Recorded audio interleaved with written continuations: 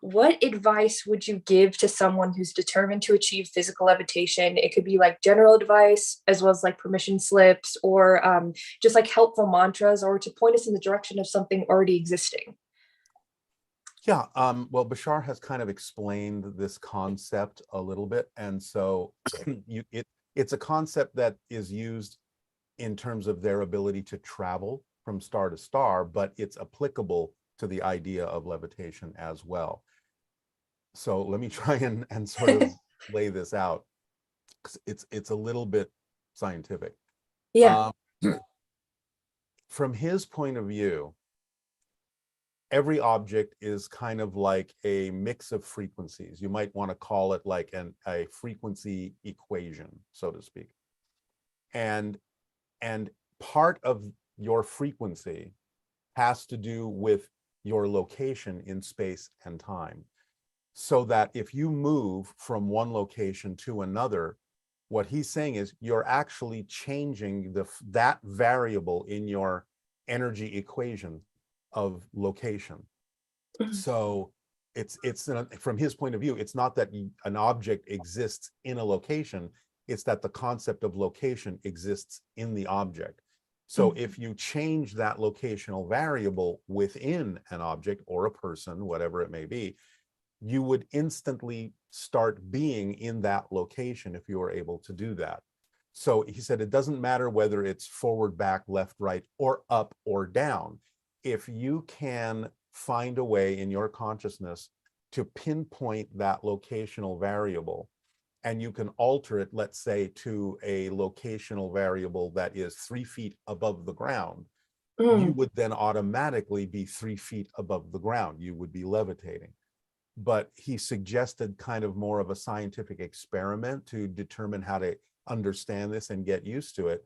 And what he was saying is, this is the way he described the experiment. If you have a very long flat table, let's say it's at least 10 feet long. I've And watched this one, yeah. yeah, and you have, let's say, a conductive metal ball that's hollow, like a copper ball. And you make the ball ring, and you have recording devices that are sensitive enough, you can record what is essentially the vibrational frequency that that object is giving off. Then you move the object to the other end of the table and make it vibrate again, whether electronically, magnetically, acoustically, doesn't matter. If you can record that frequency it's giving off at the other end of the table and then compare the two frequencies, he's saying if your equipment is sensitive enough, you'll see that there is a slight difference in the vibrational frequency of the object at one end as opposed to the other end of the table. And that is the isolated locational variable, because that's the only difference right now, is that you've moved it. So he said that if you put the object back in the first location, and you can then generate the vibrational frequency of it at the second location and overpower the object with that frequency, it should either roll to the second location or simply teleport to the second location instantly, because you're able to replace its locational variable, and it has to stop existing at the old location and start existing at the location that you've impressed upon it. So this principle is what we actually use all the time when we move at all, because he's saying space and time are illusions. So the idea is that really space and time are moving through us. We're not moving through it.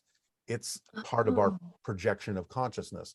So if we can understand that we as a person, every time we move anything, even moving your hand like this, involves relocating that locational variable, changing that vibrational frequency in your overall energy equation. So you just have to get used to the idea that moving this way is no different than moving this way.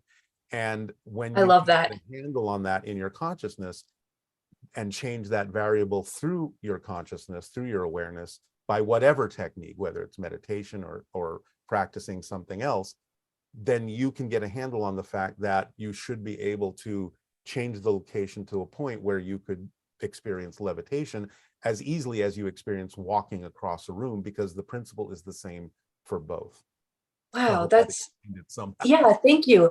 I'm actually taking a levitation course as well. It might be one of the first in the world. I'm not sure, but it's just this guy from Russia, and I've seen him actually levitate, and his students levitate as well. And it's just like really amazing to behold. But yeah, so thank you so much for sharing. I'll definitely keep this Sure. in mind. Okay, thank you.